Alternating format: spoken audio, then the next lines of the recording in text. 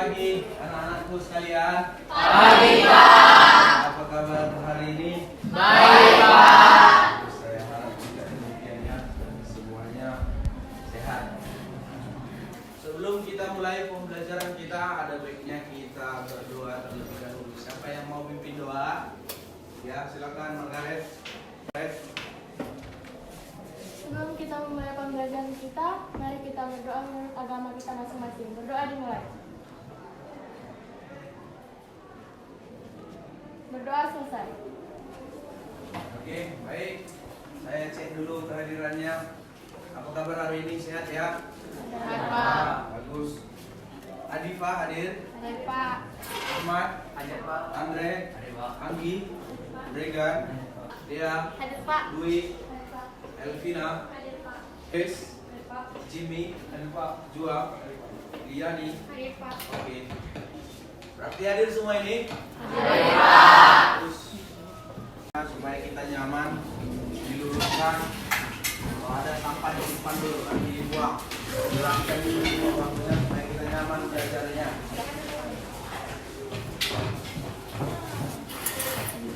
Sudah ya? Sudah siap? Sudah ya? Kita mulai ya. Nah, di sini yang pertama akan saya tayangkan di sini. Mari kita sama-sama menyaksikan. Saya akan tampilkan video motivasi supaya termotivasi kita belajarnya. Saya tampilkan di sini video motivasi. Alkisah ada sebuah pohon apel yang sangat mencintai seorang bocah laki-laki. Setiap hari si bocah berlarian mendatangi pohon tersebut. Dia merangkai daunnya dan dikenakan sebagai mahkota. Kadang bocah ini memanjat atau bermain ayunan di antara daun dan pohon.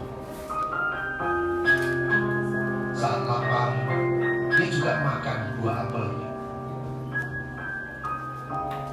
Setelah letih bermain, si bocah pun tertidur di keteduhan bayangan si pohon. Si bocah sangat mencintai pohon ini. Suatu hari, si bocah yang telah dewasa datang kembali di bawah pohon. Hai anak muda, silakan naik ke badanku seperti dulu, kata pohon dengan diam. Makanlah daun. Ayo, kita bermain lagi, lanjutnya. Si bocah menjawab, aku bukan anak kecil lagi. Aku tidak akan memanjat pohon dan bermain sendiri. Aku ingin membeli mainan, kata si bocah.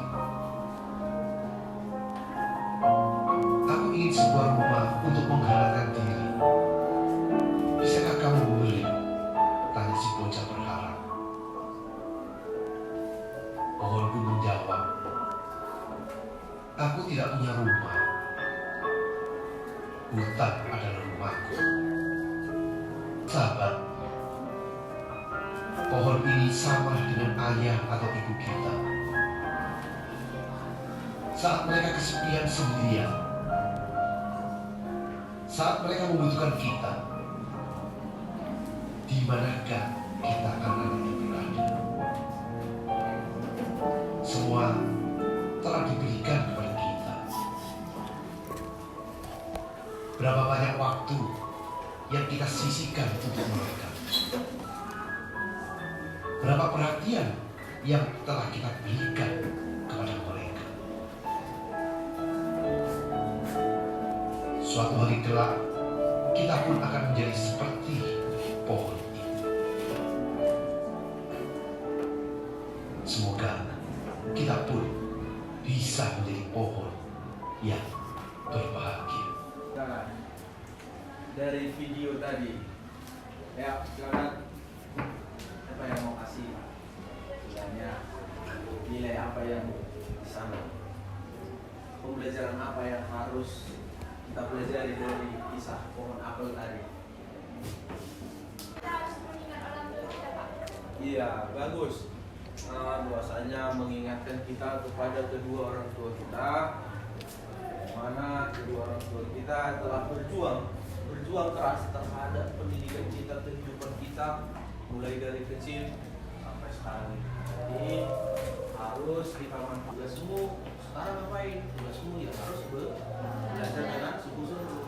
Jadi setelah melihat tayangan video tadi, saya harapkan supaya kita belajar lebih sungguh-sungguh dalam pembelajaran ini. Bisa ya? Oke, bagus. Kita lanjut ya. Sebelum kita ketahui apa tujuan pembelajaran kita mulai pembelajaran kita bernyanyi lagu nasional terlebih dahulu. Ayo kita semua berdiri, silakan. Semua. Dengan posisi sempurna. Airku tidak kulupakan.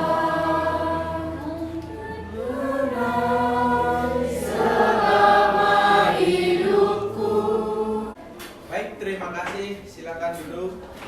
Adapun tujuan pembelajaran di sini yang akan kita pelajari nantinya, yang mana kita akan mempelajari lembaga-lembaga peradilan yang ada di Indonesia. Minggu lalu sudah kita pelajari mengenai sistem hukum yang ada di Indonesia. Nah, sekarang kita akan mempelajari lembaga-lembaga peradilan di Indonesia. Namun sebelum itu kita melatih konsentrasi dulu. Saya cek dulu konsentrasi kamu. Coba kamu semua ikuti instruksi dari saya. Ikuti instruksi dari saya. Dengarkan. Coba saya tanya. Ini berapa? 1. Yang ini berapa? 2. Yang ini berapa? 3. Ulang. Sekali lagi. Ayo. Ini berapa? 1. Yang ini berapa? 2. Kalau yang ini berapa? 3. Kakak, benar semua. Coba tanya Timothy. Ini berapa? Yang ini berapa? Kalau yang ini berapa? Oke, bagus. Timothy dah. Ulangan tulis, Pak. Kemudian lalu sudah kita pelajari mengenai pengertian hukum, bagaimana sistem hukum di Indonesia itu, pembagian hukum, tata urutan peraturan perundang-undangan, sudah kita pelajari di minggu-minggu sebelumnya. Nah, siapa yang masih ingat pembelajaran kita minggu lalu? Ya, siapa yang masih ingat? Apa itu pengertian hukum? Silakan. Dari pelajaran kita minggu lalu, hukum merupakan aturan-aturan yang berlaku di tengah-tengah kita, dan Indonesia merupakan negara hukum di mana Undang-Undang Dasar Negara Republik Indonesia tahun 1945 merupakan hukum yang paling tertinggi. Oke, bagus. Tepuk tangan untuk Sila. Jadi pengertian hukum tadi itu, hukum itu adalah suatu aturan, kata kuncinya aturan yang dibuat lembaga yang berwenang, oleh lembaga berwenang. Sifatnya bagaimana? Sifatnya mengikat ataupun memaksa. Itu dia. Tujuannya untuk apa? Tujuannya untuk apa? Untuk mendapatkan keadilan. Itu fungsi atau tujuan dari hukum itu sendiri. Sudah paham ya pengertian hukum ya? Terus pembagian hukum tadi ada hukum publik, ada hukum privat. Kalau hukum publik itu hukum yang mengatur kepentingan umum, kepentingan publik.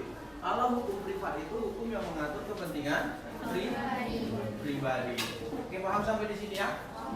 Oke, masih ingat berarti pembelajaran minggu yang lalu. 85, lihat bukunya halaman 85. Di situ ada berita polisi ringkus 2 begal motor. Nah, polisi ringkus 2 begal motor. Silakan satu orang yang baca, siapa yang mau baca? Ya, silakan. Coba Atifah Sari.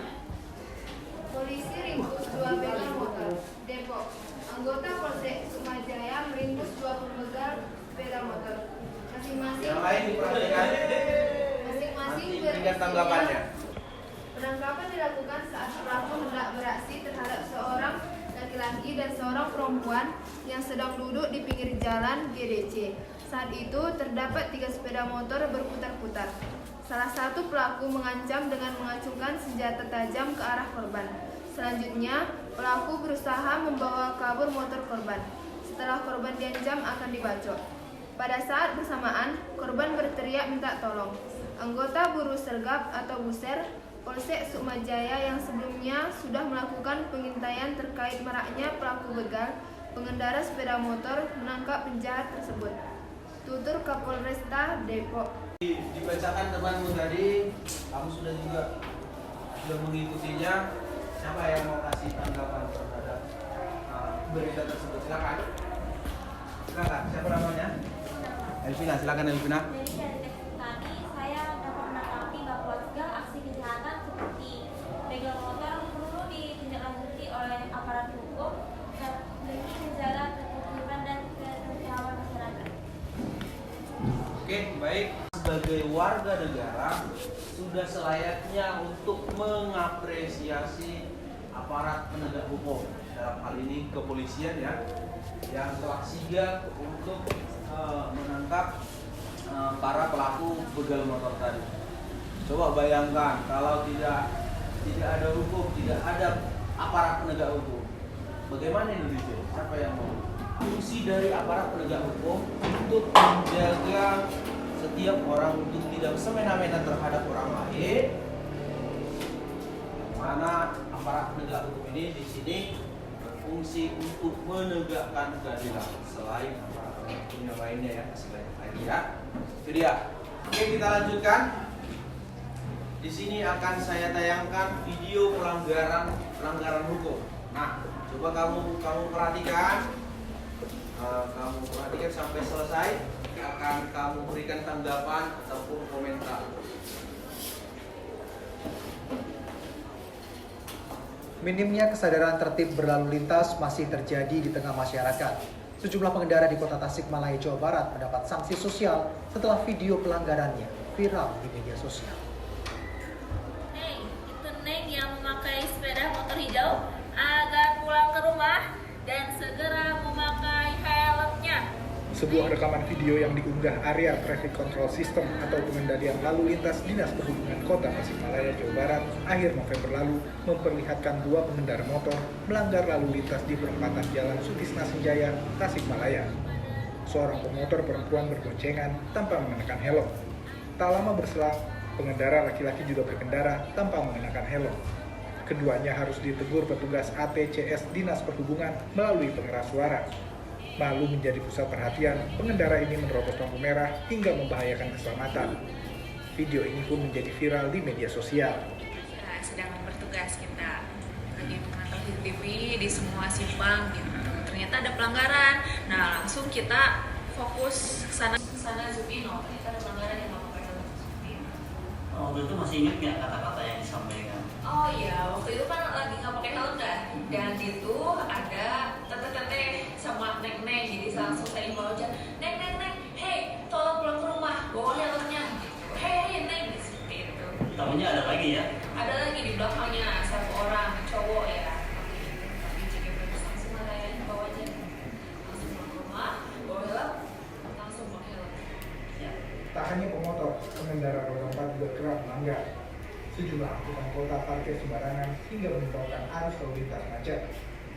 Petugas berulang kali memperingatkan pengendara melalui pengeras suara, tapi tidak diberinya.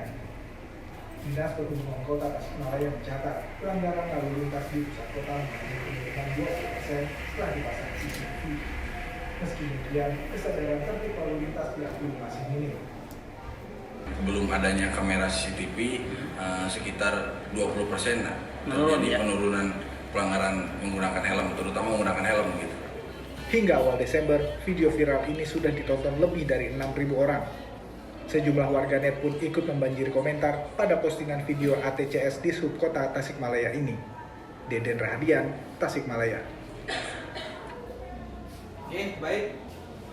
Bagaimana tanggapan kalian terhadap video pelanggaran lalu lintas tadi yang barusan kita tayangkan. Silakan siapa yang mau?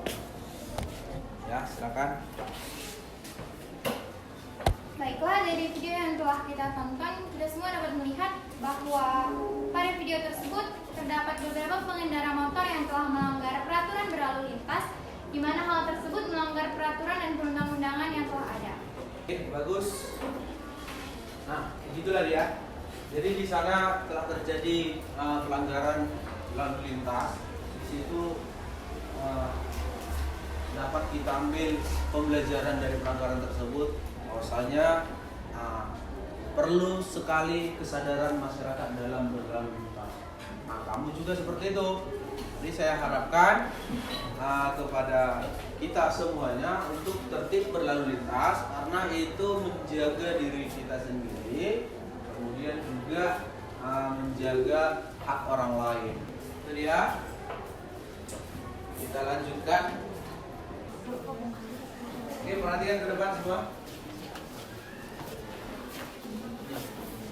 Peradilan di Indonesia. Jadi peradilan di Indonesia itu kan maksudnya lembaga peradilan ataupun tempat wadah tiap masyarakat untuk mencari keadilan. Itulah fungsi dari lembaga peradilan. Peradilan umum terdiri dari peradilan umum, peradilan agama, peradilan militer, peradilan tata usaha negara. Nah, Mahkamah Agung ini adalah mahkamah tertinggi dalam sistem peradilan negara Republik Indonesia. Di bawahnya dia menaungi peradilan umum, peradilan agama, peradilan militer, dan peradilan tata usaha negara. Oke, kita lanjut. Nah, Mahkamah Agung di sini mengadili pada tingkat kasasi terhadap putusan yang diberikan pada tingkat terakhir oleh semua pengadilan di semua lingkungan peradilan yang berada di bawah Mahkamah Agung. Kemudian menguji peraturan undang-undangan di bawah undang-undang terhadap undang-undang. Kemudian kewenangan lainnya yang diberikan undang-undang. Nah, Mahkamah Agung ini maksudnya di sini dalam perkara pidana maupun perkara perdata, apabila terjadi perkara di pengadilan negeri, di pengadilan negeri ini letaknya di daerah, kabupaten atau kota madya, tidak terima dengan putusan itu, misalkan banding ke pengadilan tinggi negeri. Pengadilan tinggi negeri ini berada di tingkat provinsi. Kemudian setelah banding lagi kasasi itu sampailah ke Mahkamah Agung. Jadi pengadilan terakhir itu di Mahkamah Agung, itu peradilan yang tertinggi. Kemudian kita lanjut, tugasnya masalah perkawinan, perceraian, masalah waris di dalam agama. Kemudian ini juga pengadilan agama berada di tingkat kabupaten kalau pengadilan agama. Kemudian pengadilan tinggi agama itu berada di tingkat provinsi. Kemudian akhirannya juga kasasinya sampai ke Mahkamah Agung. Pengadilan tata usaha negara. Nah, sengketa tata usaha negara yang timbul antara orang atau badan hukum atau pejabat. Jadi pengadilan tata usaha negara ini mengatur bagaimana administrasi suatu negara. Kemudian urutannya bagaimana? Urutannya juga pengadilan tata usaha negara, pengadilan tinggi tata usaha negara itu berada di tingkat provinsi, dan terakhirnya muaranya di Mahkamah Agung. Suatu perkara tidak boleh juga nggak sampai ke Mahkamah Agung apabila ya perkaranya sudah diduduk, sudah selesai. Tapi apabila terdakwa ingin mengajukan banding, boleh aja kasasi. Kalau kasasi itu Mahkamah Agung kan. Kalau banding dia ke Pengadilan Tinggi Negeri. Kemudian Mahkamah Konstitusi. Nah, Mahkamah Konstitusi di sini tugasnya untuk menguji undang-undang terhadap Undang-Undang Dasar 1945. Apakah sudah layak undang-undang itu terhadap Undang-Undang Dasar 1945? Itu tugas dari Mahkamah Konstitusi. Apabila terjadi perubahan terhadap undang-undang, diatur lebih lanjut, disesuaikan dengan Undang-Undang Dasar 1945, kita kan sudah mempelajari tata urutan peraturan perundang-undangan. Tata urutan peraturan perundang-undangan itu kan UUD 1945 yang paling tinggi kan. Kemudian undang-undang. Nah, udah layak nggak undang-undang ini yang nomor 2 ini? Undang-undang ini terhadap udah sesuai nggak? Relevan dengan UUD 1945? Kalau nggak relevan, ya MK yang mengganti itu. Kemudian tugas berikutnya, Mahkamah Konstitusi memutus sengketa kewenangan lembaga negara tentang kewenangan yang diberikan oleh Undang-Undang Negara Republik Indonesia tahun 1945. Nah, tugas MK itu salah satu apabila terjadi konflik antara lembaga negara, misalkan nih kayak kemarin lembaga negara antara KPK dengan pihak kepolisian Republik Indonesia. Yang memutuskan perkara itu bagaimana siapa? Mahkamah Konstitusi. Kemudian memutus pembubaran partai politik. Nah, yang bisa membubarkan partai politik itu ya Mahkamah Konstitusi. Kemudian yang terakhir memutus perselisihan tentang hasil pemilihan umum. Misalkan nih terjadi kecurangan ataupun ingin menuntut nih salah satu pasangan calon. Mana dia menuntut? Mahkamah Agung. Kan? Atau pengadilan negeri ke Mahkamah Konstitusi karena tugasnya sudah memang khusus. Itu dia paham di sini ya tugas Mahkamah Konstitusi. Oke, kita lanjut. Komisi Yudisial. Nah, ini soal bersifat mandiri, berwenang mengusulkan pengangkatan hakim agung. Itu dia paham sampai di sini? Oke, sampai di sini materi kita. Seperti minggu lalu saya sudah kasih tugas untuk kamu sudah dikerjakan ya? Sudah ya? Oke. Cari referensi tentang proses peradilan. Nah, di sini sudah siap kita praktekkan? Sudah. Juga demikian ya, biar kita praktekkan. Ini sebagai tugas proyek kita ya. Kita sendiri berbicara sambil ya. Oke, silakan. Ayo kita kondisikan ruangannya supaya kita langsung praktekkan bagaimana proses peradilan itu. Silakan. Ayo, angkat mejanya, Bang.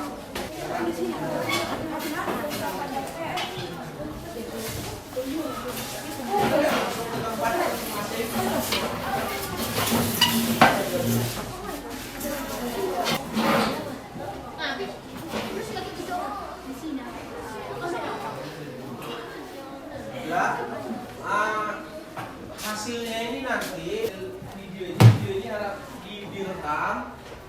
direkam, hasilnya nanti diupload ke media sosial ya, atau ke media grup kalian lah ya. Sidang perkara pidana Pengadilan Negeri Sidikalang yang memeriksa dan mengadili perkara pidana nomor 1777 pidana B garing 2000 atas nama terdakwa Bregan Sinaga dinyatakan dibuka dan terbuka untuk umum. Penuntut umum, apakah terdakwa sudah siap? Kepada penuntut umum dipersilahkan untuk menghadirkan terdakwa ke ruang sidang. Baiklah, saya akan menanyakan identitas saudara sebagaimana yang telah terdapat di dalam BAP. Mengikuti persidangan hari ini. Saudara terdakwa, saudara oleh penuntut umum didakwa melakukan tindak pidana pencurian dengan pemberatan pasal 361 ayat 1 KUHP. Apakah saat ini saudara didampingi oleh penasihat hukum saudara? Ya, saat ini saya didampingi oleh penasihat saya. Silahkan. Apakah penasihat hukum terdakwa akan mengajukan eksepsi? Majelis Hakim yang terhormat, kami tidak mengajukan eksepsi oleh karena terdakwa sudah memahami dakwaan tersebut, Pak Hakim. Baik, karena penasihat hukum tidak mengajukan eksepsi, maka sidang kita lanjutkan dengan pemeriksaan barang bukti dan saksi-saksi. Kepada jaksa penuntut umum, apakah telah siap dengan barang bukti dan saksi-saksinya? Sudah siap, Pak Hakim. Baik, selanjutnya ada berapa orang saksi yang akan dihadirkan di persidangan ini jaksa penuntut umum? 2 orang saksi, Pak Hakim. Silahkan dihadirkan saksi pertamanya. Baik, Yang Mulia. Saudara jaksa penuntut umum, saksi di sini sebagai apa? Saksi di sini merupakan saksi korban, Pak Hakim. Baiklah saudara saksi, apakah saudara dalam keadaan sehat jasmani dan rohani dan siap untuk memberikan keterangan dalam persidangan hari ini? Ya, saya dalam keadaan sehat jasmani dan rohani dan siap memberikan keterangan dalam persidangan ini, Pak Hakim. Baiklah, pertama-tama saya akan menanyakan identitas saudara pada petugas rohaniawan agar mengambil tempat. Saudara, ikuti kata-kata saya. Saya berjanji bahwa saya sebagai saksi dalam perkara ini bahwa saya sebagai saksi dalam perkara ini akan memberikan keterangan yang benar akan memberikan keterangan yang benar dan tidak lain dari saudara. dan tidak lain dari saudara. Saudara saksi telah berjanji menurut agama yang saudara anut. Untuk itu kami berharap saudara dapat memberikan keterangan yang benar. Baik Pak Hakim, pertanyaan dari kami cukup. Kepada penasehat hukum terdakwa, apakah ada pertanyaan yang ingin ditanyakan kepada saksi? Ada Pak Hakim, terima kasih. Kepada saudara saksi, ingin saya tanyakan, kapan Anda menyadari mobil Anda itu hilang atau dicuri? Pada saat itu sekitar pukul 4.30 pagi, saya hendak pergi untuk sembahyang dan saya sudah mendapatkan bahwa mobil saya sudah tidak ada di tempatnya. Pada saat Anda mendapati mobil Anda tidak ada pada tempatnya, Anda juga mendapat gembok dan Anda terbuka. Apakah pada malam sebelumnya pintu gerbang Anda sudah benar-benar terkunci? Benar, sebelum tidur saya selalu mengunci pintu gerbang untuk menghindari hal-hal yang tidak diinginkan. Baik, silakan Hakim anggota 1, pertanyaan untuk saudara saksi.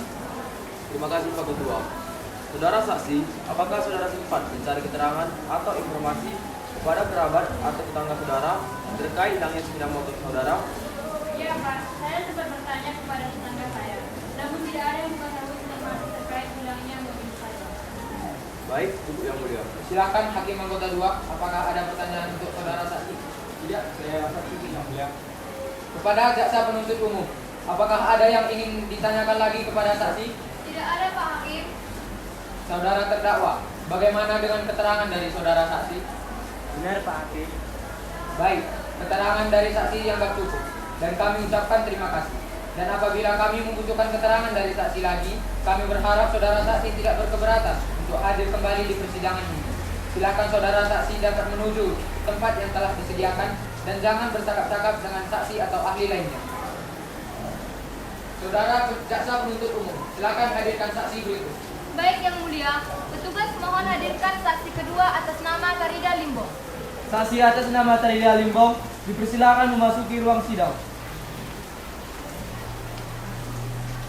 Saudara saksi, apakah saudara sehat jasmani dan rohani dan siap untuk memberikan keterangan dalam persidangan pada hari ini?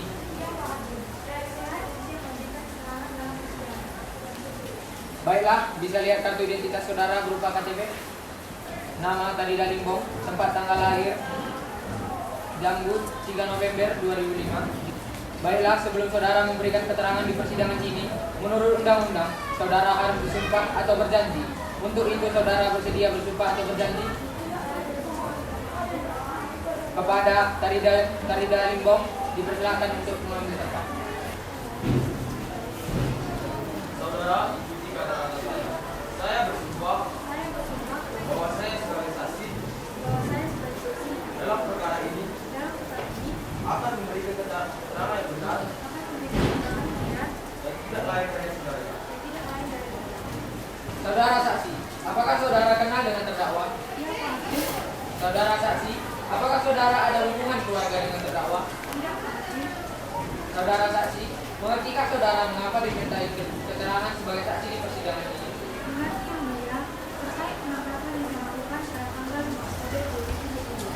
Baik, silakan penuntut umum. Apakah ada pertanyaan yang akan diajukan kepada saksi? Ada Pak Hakim. Apakah benar Anda yang melakukan penangkapan terhadap saudara terdakwa? Iya Bu, saya bersama rekan saya dengan tiket dan melakukan penangkapan terhadap terdakwa. Kapan saudara melakukan penangkapan terhadap terdakwa? Saya melakukan penangkapan bersama rekan saya tepatnya pada hari Rabu di 5 Agustus 2022. Di mana saudara melakukan penangkapan terhadap terdakwa? Penangkapan dilakukan di kediaman terdakwa. Apakah saat melakukan penangkapan terdakwa melakukan perlawanan atau mencoba melarikan diri? Tidak, pada saat itu karena terdakwa silakan masuk, maka tidak dapat melarikan diri. Baik, cukup Pak Hakim. Pertanyaan dari kami. Baik, saudara jaksa penuntut umum. Selanjutnya kepada saudara penasehat hukum. Apakah ada yang perlu ditanyakan? Ada Pak Hakim. Selanjutnya pada Hakim anggota 1. Apakah ada pertanyaan? Hakim anggota 2, apakah ada pertanyaan? Terima kasih Pak Ketua. Saudara saksi. Pertanyaan dari kami cukup. Baiklah, Jika tidak ada pertanyaan lagi kepada saudara penuntut umum, apakah sudah siap untuk membacakan tuntutannya pada sidang hari ini? Tuntutannya sudah siap, Pak Hakim. Saudara terdakwa melakukan tindakan pidana pencurian pemberatan pasal 361 ayat 1 KUHP dengan ancaman 8 tahun penjara. Demikianlah tuntutan pidana yang telah dibacakan oleh jaksa penuntut umum kepada terdakwa. Apakah saudara akan mengajukan pembelaan atas tuntutan pidana tersebut? Saya serahkan sepenuhnya kepada penasihat hukum saya, Pak Hakim. Bagaimana penasihat hukum terdakwa? Apakah akan mengajukan pembelaan atas tuntutan tersebut? Kami rasa cukup majelis hakim. Saudara terdakwa, diberitahukan bahwa acara persidangan pada hari ini adalah pembacaan putusan pengadilan. Apakah saudara terdakwa sudah siap mendengar putusan sidang hari ini? Ya, sudah siap, Pak Hakim. Putusan majelis hakim. Baiklah, saudara terdakwa Bregan Sinaga didakwa melakukan tindak pidana pencurian dengan pemberatan pasal 361 ayat 1 KUHP dengan masa kurungan paling lama 5 tahun. Baik, demikian putusan majelis hakim. Diberitahukan bahwa apabila keberatan dengan keputusan ini dapat mengajukan upaya banding selambat-lambatnya 14 hari sejak putusan ini dibacakan. Kepada terdakwa, apakah saudara mengerti dengan putusan ini? Saya mengerti, Pak Hakim. Saudara penasihat hukum siap bantu apabila terdakwa akan mengajukan banding. Baik, Pak Hakim. Baiklah, dengan demikian pemeriksaan perkara pidana peradilan semu SMA Negeri 1 Salak 177 pidana B garing 2022 garing Pengadilan Negeri Sidikalang atas nama terdakwa Bregan Sinaga dinyatakan selesai dan sidang ini kami nyatakan ditutup. Oke, tepuk tangan. Di tempat. Nah, begitulah proses peradilan yang sederhana. Jadi dari proses peradilan itu kalian pastinya mengerti tugas dari seorang jaksa apa tugas dari seorang pengacara. Ayo, siapa yang mau menjelaskan tugas dari para perangkat peradilan ini? Silakan. Ya, silakan. Baiklah, saya akan menjelaskan tugas-tugas dari para pengadilan yang tadi, yaitu tugas seorang hakim yaitu memutuskan suatu perkara, dan tugas seorang jaksa yaitu menuntut hukum terhadap terdakwa, dan tugas seorang pengacara yaitu membela terdakwa. Nah, itu cukup jelas ya.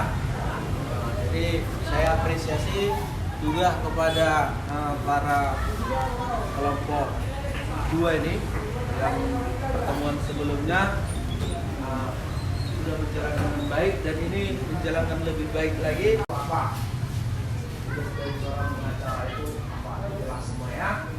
Oke, ini tempat bersiap seperti ini silakan dikerjakan dengan sungguh-sungguh tanpa harus melihat temannya. Silakan dikerjakan. Tulis namamu, kelasnya silakan.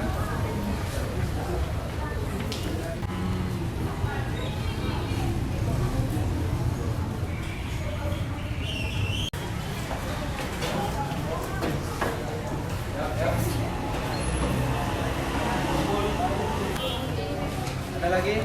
Belum? Silakan. Ada lagi habis? Pembelajaran kita hari ini bagaimana? Apakah menyenangkan atau bagaimana? Soalnya susah? Susah. Gampang ya, saya harap juga demikian. Siapa yang bisa menyimpulkan? Ayo, saya kasih kesempatan untukmu, untuk kalian yang mau menyimpulkan pembelajaran kita hari ini. Silakan. Ya, silakan Karen. Bahwasanya Indonesia sebagai negara hukum memiliki peradilan di Indonesia yang bertugas sebagai wadah untuk mencari keadilan, bekerja dalam bidang administrasi, dan Mahkamah Konstitusi yang bekerja untuk menguji undang-undang terhadap Undang-Undang Dasar tahun 1945, memutuskan pembubaran partai politik, memutuskan perselisihan tentang hasil pemilu, dan yang terakhir adalah Komisi Yudisial. Bagus, tepuk tangan untuk Karen. Itulah kesimpulan dari pembelajaran kita. Atau masih ada yang kurang jelas atau ini? Ayo, silakan. Ada yang mau silakan. Baiklah, pertanyaan saya di sini yaitu di mana letak perbedaan antara Mahkamah Agung dan Mahkamah Konstitusi? Nah, ini pertanyaan yang sangat bagus sekali dari teman kamu. Di mana letak perbedaannya Mahkamah Agung dan Mahkamah Konstitusi? Nah, di sini biar terang benderang kita semua. Jadi kalau Mahkamah Agung dan Mahkamah Konstitusi ini sama-sama lembaga peradilan, lembaga tinggi negara. Kedudukannya mereka sama, akan tetapi tugasnya berbeda. Kalau Mahkamah Agung tadi menaungi, membawahi semua lembaga peradilan umum, termasuk peradilan agama, peradilan tinggi negara, peradilan tata usaha negara, peradilan negeri, peradilan tinggi negeri, peradilan militer, itu di bawah naungan dari Mahkamah Agung. Akan tetapi kalau Mahkamah Konstitusi itu tugasnya khusus. Tadi sudah dijelaskan temanmu. Dan saya simpulkan di sini, Mahkamah Konstitusi itu bertujuan pembubaran partai politik. Itu tugas dari Mahkamah Konstitusi. Menguji undang-undang terhadap undang-undang dasar. Itu tugas dari Mahkamah Konstitusi. Sampai di sini ada pertanyaan lagi? Oke, waktu sudah selesai. Sampai di sini pembelajaran kita tutup sampai di sini. Sampai jumpa minggu depan. Untuk tugas kita minggu depan, kita tetap melaksanakan proses peradilan, tapi materi kita nanti untuk materi selanjutnya apa itu tujuan dari hukum, bagaimana penerapan hukum. Dan intinya di sini saya harapkan kita mengaplikasikan hukum ini supaya patuh terhadap aturan yang berlaku.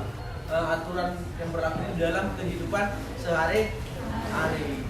Aturan apapun itu harus kita patuhi. Baik. Sampai di sini pembelajaran kita. Sebelum kita akhiri pembelajaran kita berdoa terlebih dahulu. Siapa yang mau pimpin doa? Silakan. Pimpin doanya. Sebelum kita pulang ke rumah kita masing-masing, kita akhiri pembelajaran kita ini dengan doa. Mari kita berdoa.